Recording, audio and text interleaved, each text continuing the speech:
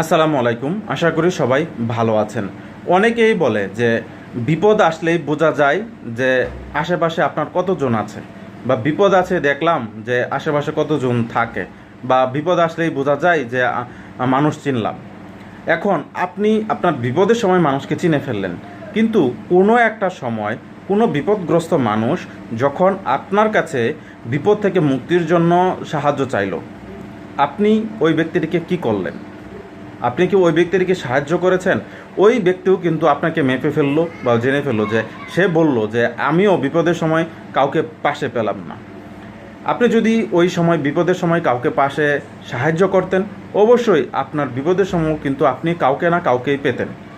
আপনি ওই ব্যক্তিটাকে বুঝিয়ে দিয়েছেন যে বিপদে এলে কাউকে পাশে পাওয়া যায় না। ঠিক আপনিও বিপদের সময় কাউকে না কাউকে পাশে পাবেন না, এটা প্রকৃতি আপনাকে বুঝিয়ে দেবে।